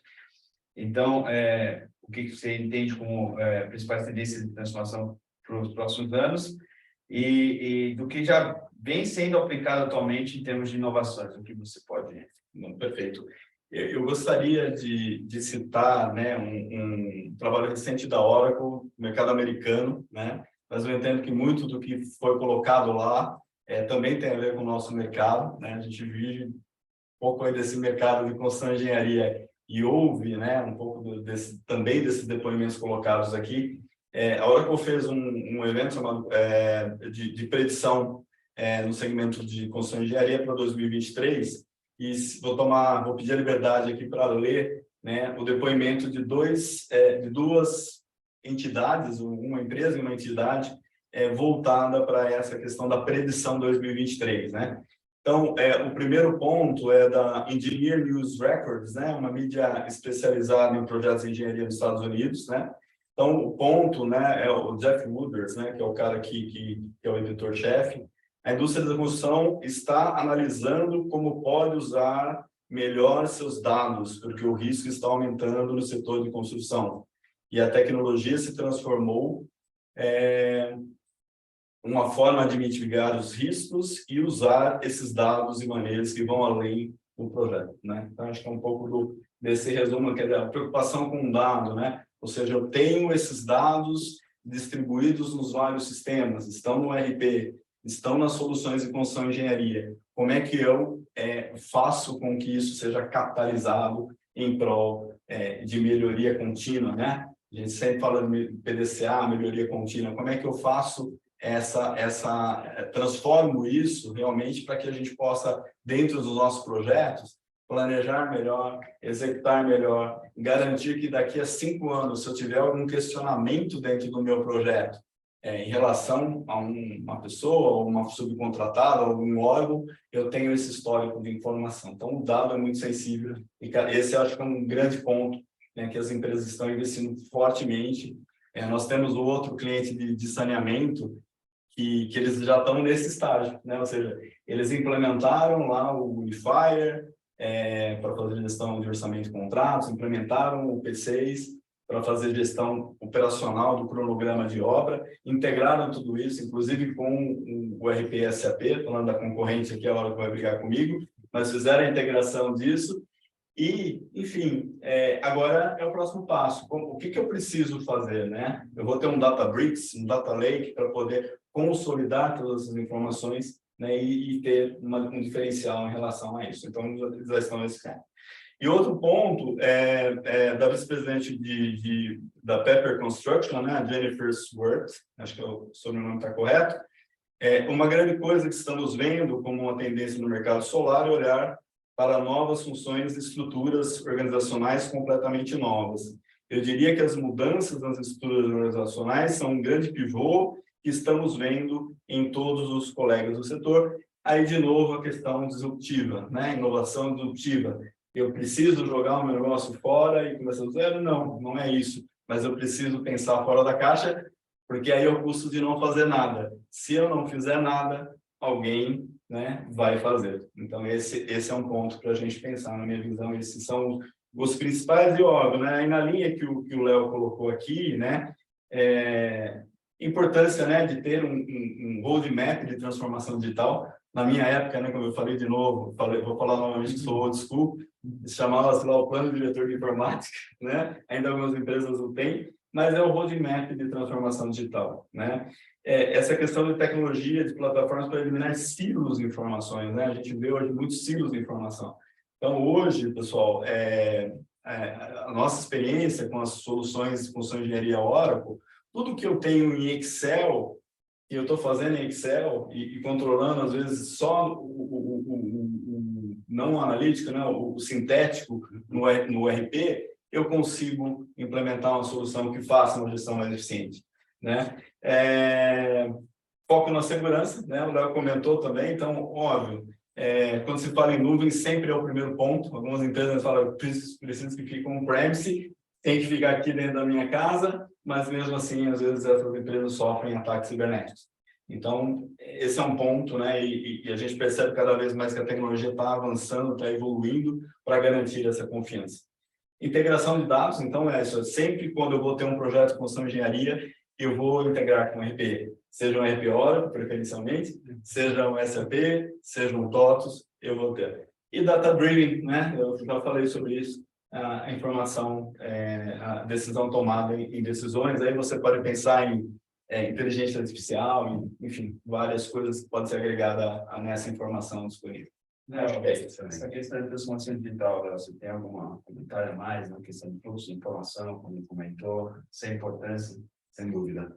Bom, acho que tentando fazer um apanhado de todos esses elementos tão vitais aí que o Maurício acabou de comentar, né?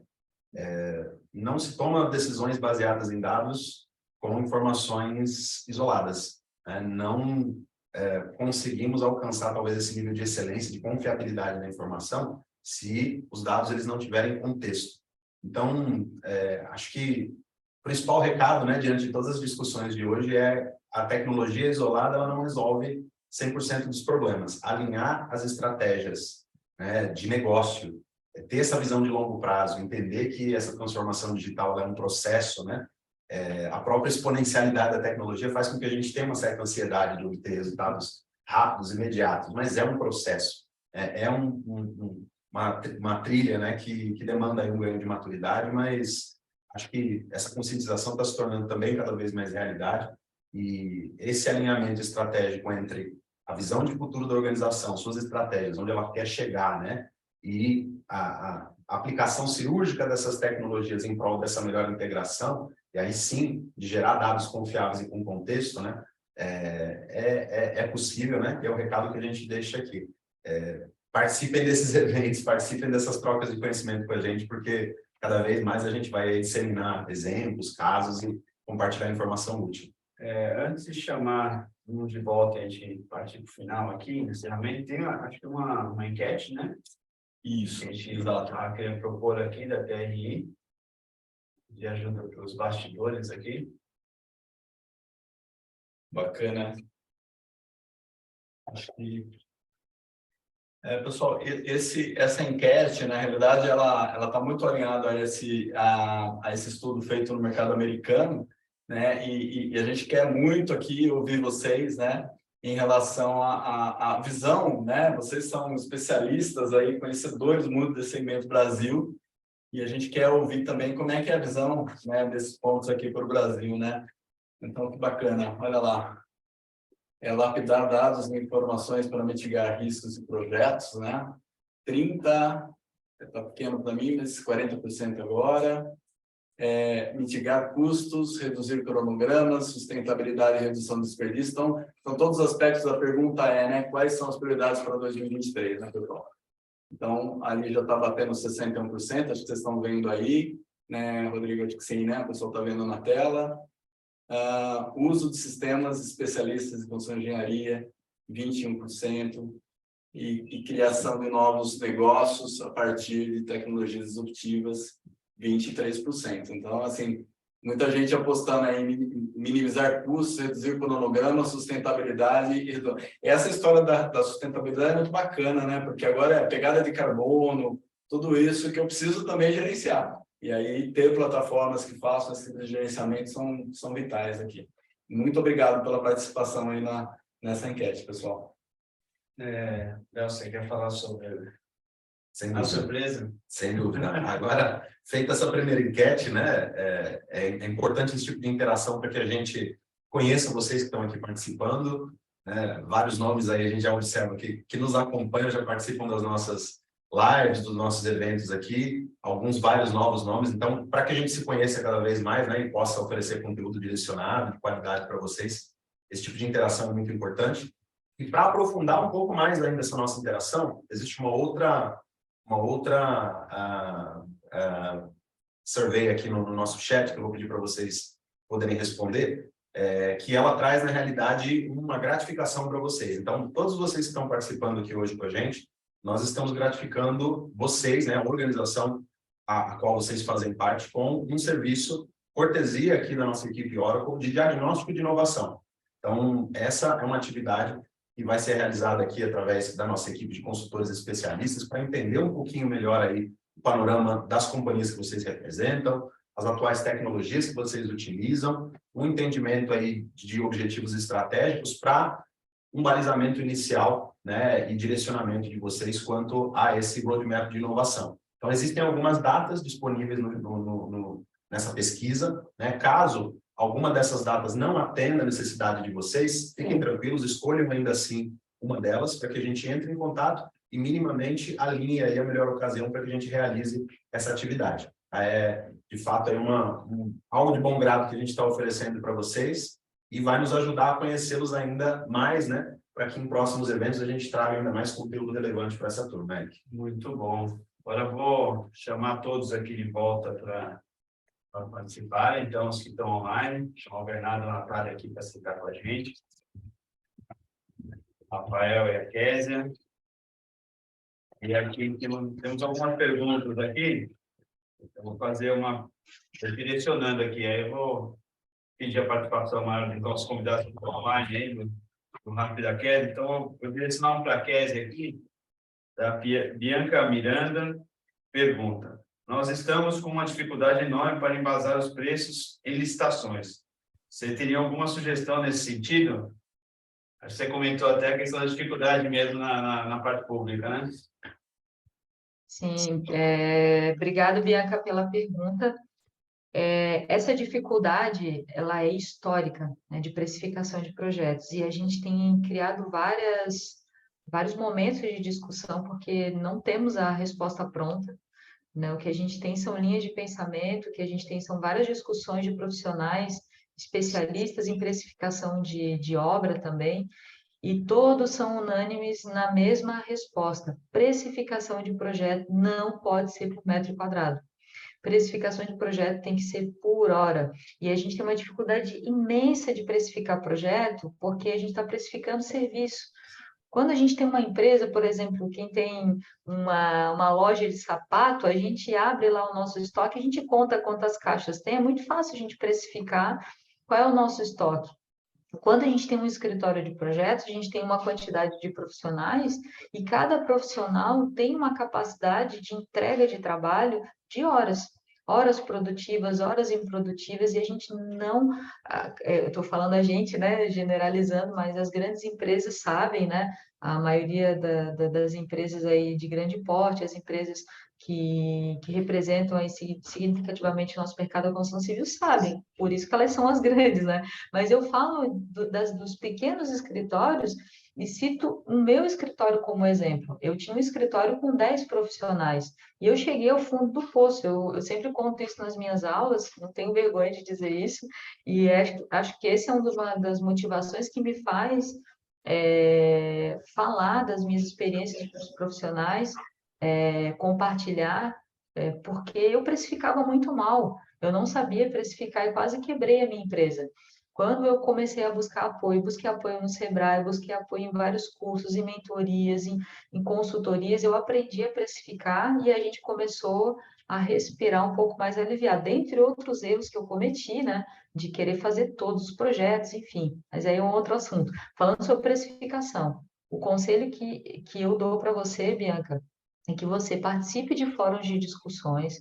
Nós temos já alguns webinars agendados, o próprio Sinaenco, acredito que é um tema que a gente já até comentou, né, Eric, que acho que o BIMFórum pode trazer isso para uma discussão que vai auxiliar muitos profissionais. E nós precisamos ter uma tabela de referência no Brasil, que hoje não existe, para a precificação de projetos com hora.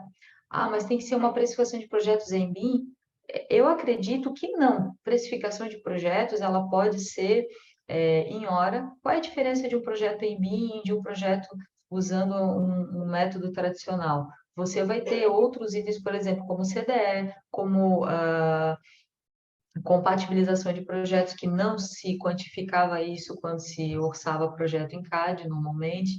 Então, tem alguns elementos que podem ser classificados numa tabela à parte, mas a gente precisa aprender a precificar projeto pelo uso, pela fase do projeto, né? Então, e isso é uma discussão que está longe de acabar, está longe da gente ter uma referência pronta, mas é preciso se discutir, porque se a gente não colocar um preço coerente, partindo das empresas privadas, para o setor público, que busca esse preço quando vai fazer preço de referência para licitação, a gente fica num looping eterno. Aí o setor público lança uma licitação inexequível, as empresas que participam desse certame não conseguem conseguir formar o quadro necessário de profissionais, remuneram mal os seus profissionais, que acabam saindo dessas grandes empresas e montando pequenas empresas, só multiplicando o problema, né? Então, acho que esse é o meu ponto de vista. Não sei se vocês concordam ou discordam,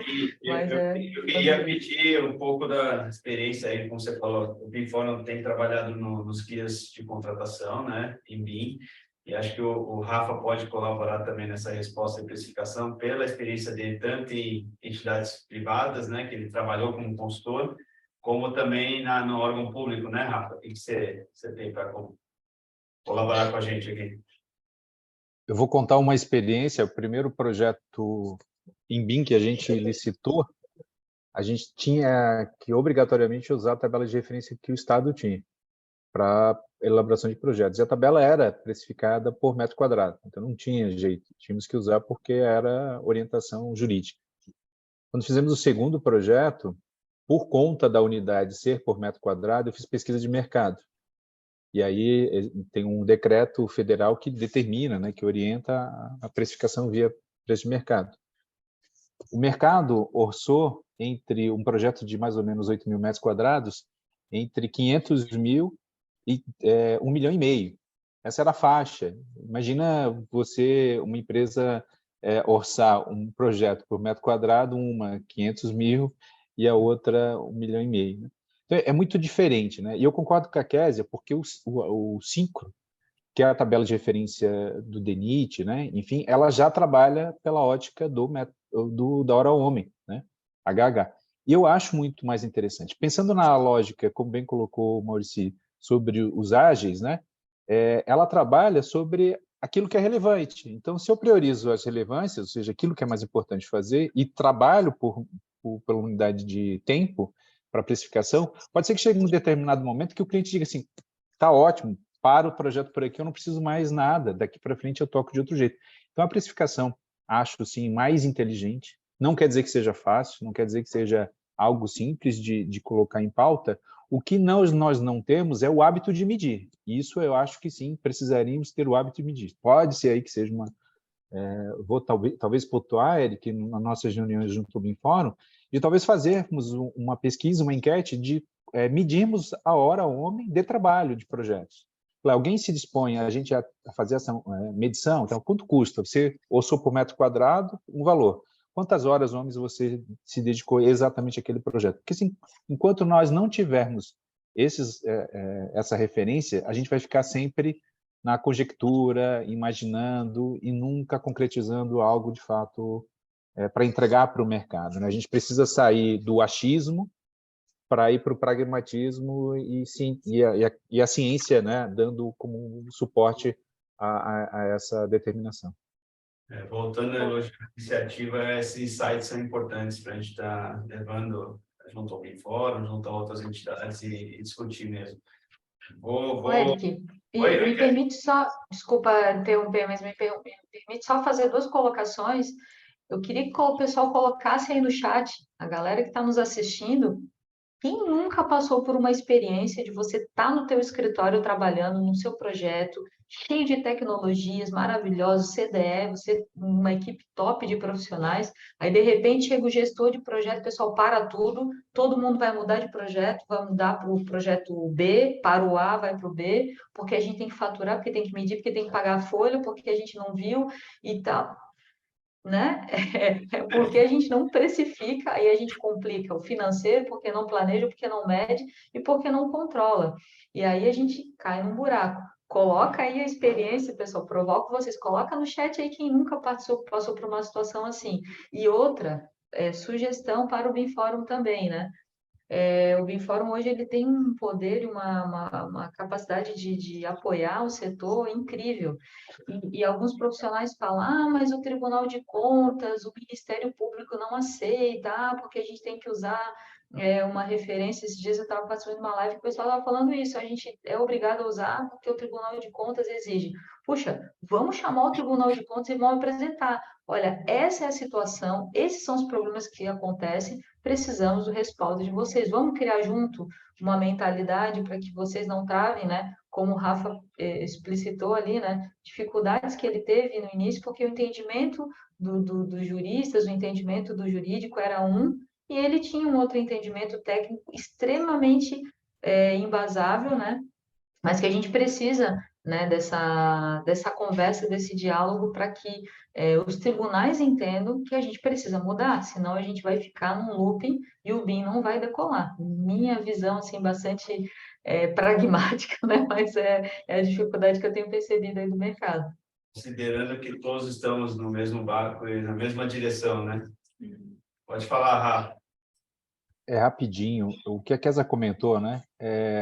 Eu coordenei o laboratório, o Labim, que deixou de existir aqui em Santa Catarina, de 2014 a 2019, ali em meados de 2019. Nós produzimos vários artigos científicos, porque eu tinha como entendimento que toda vez que eu produzisse um artigo que era publicado numa revista, num congresso, enfim, que tornasse ali um experimento avaliado por pares, eu estava produzindo referência para caso essa discussão que a Kézia falou assim, mas o Ministério Público não concorda. Eu falei, não, mas cientificamente existe aqui, a gente já testou e tem esse dado. Ou seja, a ciência precisa estar apoiando essas iniciativas justamente para que a gente possa, né, ser o estado da arte e aí não ter como o achismo de qualquer um que, mas eu acho que é isso, e ser derrubada, né, por achismo. A gente precisa realmente cientificar isso a vida prática para que crie os fundamentos para não ter esses problemas, né?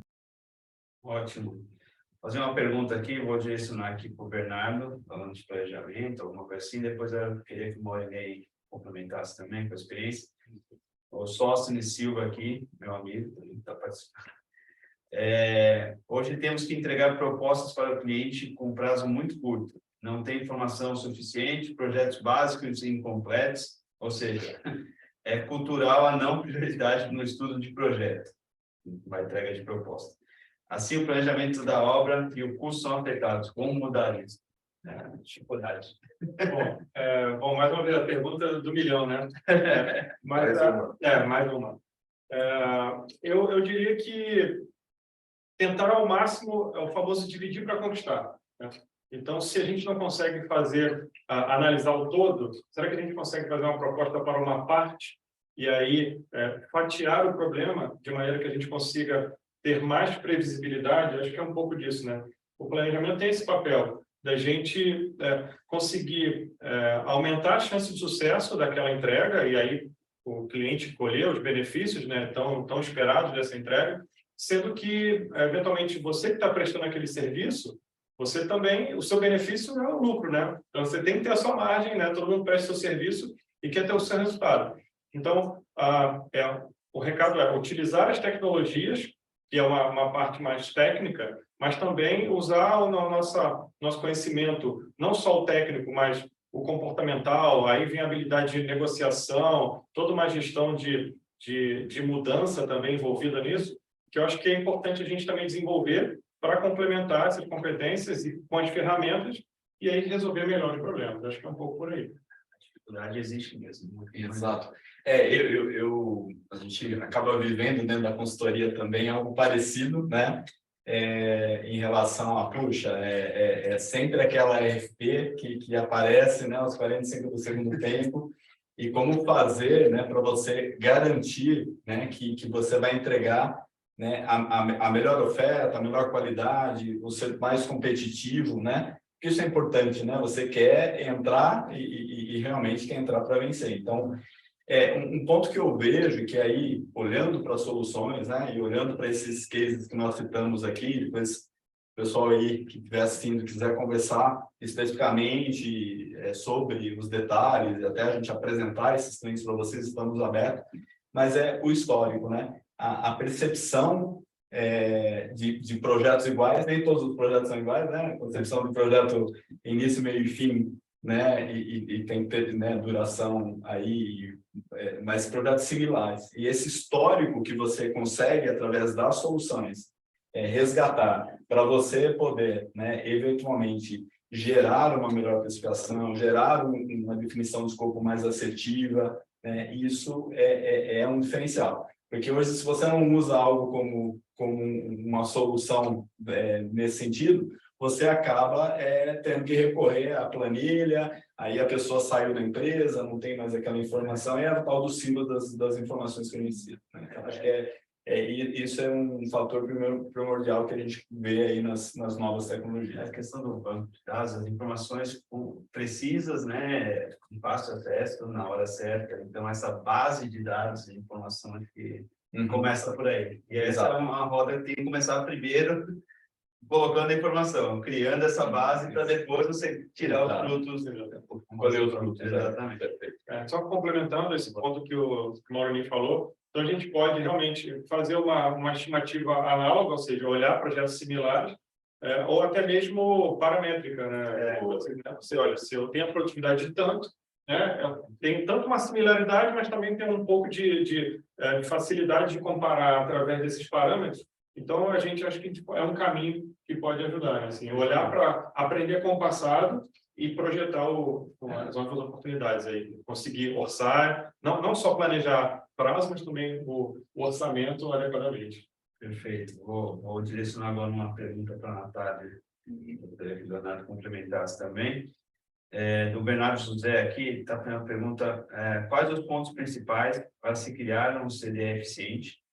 Por exemplo, conectividade, sala virtual de discussão, tomada de decisão, equipamentos e softwares, né, hardware e softwares, orientações de operação, manutenção, treinamento de equipe, gestão de contratos. Acho que ele abordou bem todas as variáveis nisso, e acho que a pergunta é bem interessante. Com certeza, é o caminho das pedras. Acho que é interessante. Quando a gente fala de CDE, a gente está falando sobre uma solução em nuvem, né? Então, provavelmente ele deve estar imaginando aí uma sala com várias workstations, né? E não tem necessidade de tudo isso. Um computador com um navegador e acesso à internet, você já consegue trabalhar dentro de um CDE. essa questão de salas, né, onde você consegue fazer esse acompanhamento junto com a equipe, isso também é um ponto muito importante, né? Claro que isso está muito mais ligado a como que está o seu formato de trabalho hoje, se está presencial, se está online, mas o CDE, tendo essa conexão através da internet, né, através da nuvem, de qualquer lugar você consegue fazer essa análise dessas informações. Sejam pessoas que estão na mesma sala ou pessoas que estão em outros países, né? Ou, como eu tinha dado o exemplo, o pessoal que está dentro do escritório no ar-condicionado e o pessoal que está lá na obra. O ambiente comum de dados ele vai unir todas as informações e todas essas pessoas. Eu vejo que um ponto muito mais importante do que, claro, essa preocupação do ambiente em si e das ferramentas para que esse ambiente funcione, está muito mais ligado aos usuários, né? Porque quando a gente fala de CDE, a gente fala de compartilhar informações. E essas informações, elas são compartilhadas de acordo com o permissionamento de cada usuário. Então, não tem como você trabalhar com o CDE com uma licença única, né? Um usuário único. Então, a minha dica é justamente você buscar por ferramentas que conseguem trabalhar, por exemplo, com um número de usuários ilimitados, aonde você consegue trabalhar, seja você e a sua equipe, né? Você e mais 5, ou você e mais 50 mil, né? Não tem essa limitação que está vinculada aos usuários, e que também não seja um ambiente que tenha um limite de armazenamento, né? Porque também do que adianta eu compartilhar se eu estou ali limitado de alguma maneira. Então, também buscar por um ambiente que não tenha limite nem de usuários, nem limite de armazenamento. E alguns outros pontos importantes também, né? A gente já tem falado aqui bastante sobre a ISO 19650, então também vale buscar por soluções que estão em compliance com essa ISO, né? Por mais que ela ainda esteja passando por um processo de tradução, ela já é muito conhecida aqui no nosso país, já tudo está indicando de que ela vai estar, né, 100% adaptada para o nosso idioma, então vale já ter esse olhar para soluções que estão em compliance com a ISO 19650 e que tenha as certificações que assegurem isso, né? Um dos exemplos é a BSI Kitemark, que faz justamente essa verificação de soluções, né? Eu gosto de dizer que eles verificam se as coisas são o que dizem ser. E aí uma das categorias é justamente softwares BIM e CDEs, né? Então também vale ficar atento sobre essas certificações como a BSI Kitemark, que vai colocar você e a sua equipe aí na direção correta em relação à escolha do CDE. Excelente, excelente. Complementando essas informações fundamentais aqui que a Nath acaba de trazer, né? Balizatórias para vocês que estão aí interessados em como adotar, né, a melhor solução, né? A gente sempre repete que não existe melhor solução universal, né? Existe uma melhor solução para aquilo que eu faço para os meus objetivos de negócio, meus objetivos estratégicos. Mas trazendo também um pouco do que a gente já discutiu aqui, né, de tomar decisões baseadas em dados, ali sobre planejamento, o Bernardo citou a questão da gente, né, evoluir culturalmente, aprendendo com as lições do passado, e isso demanda uma base de conhecimento. Então, acho que 3 aspectos para complementar o que a Natália disse, né, que são fundamentais e que a gente observa que são cruciais, né, no sucesso desse desenvolvimento baseado no CDE, trabalhar com soluções que privilegiem essa rastreabilidade da informação, ou seja, que tenha uma trilha de auditoria inalterável, né? Eu não aprendo lições do passado sem contexto, né? E esse contexto ele precisa trazer as dores e as flores, ele precisa trazer aquilo que foi positivo para eu poder exponencializar, e precisa trazer aquilo que foi lição aprendida para eu poder mitigar e superar uma próxima aplicação. Precisa ser flexível, né, no sentido de atender a processos com, digamos assim, motor de processos que se adeque a cada especificidade de processo.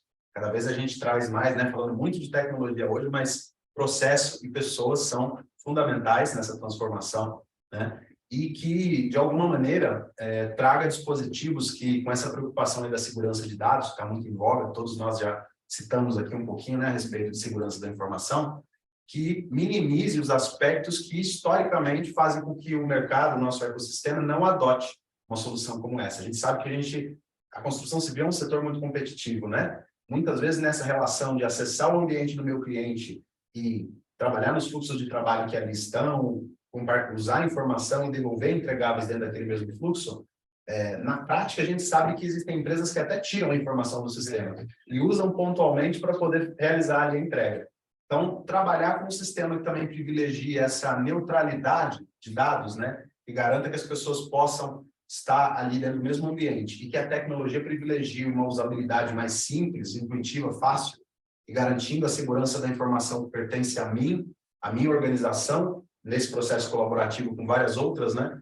Eu acho que são aspectos fundamentais e que são aí drivers de sucesso na adoção do CDE. Quando a gente fala em colaboração, em BIM, né, a gente tem que ter uma relação de colaboração ativa, né, entre todos. E a partir da hora que não tem isso, não adianta muito a solução, né? Exato. Mas vamos partir para o final. Vou agradecer a todos aqui que estão presentes com a gente até agora.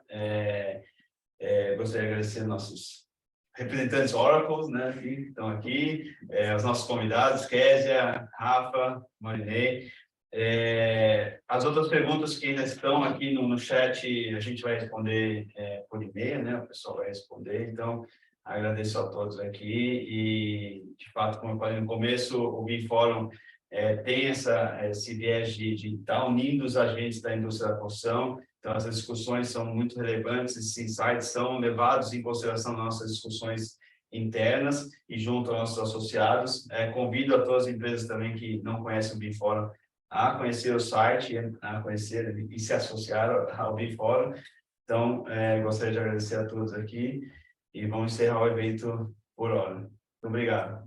Obrigado, pessoal. Obrigada. Obrigado, pessoal. Obrigado a todos. Até a próxima.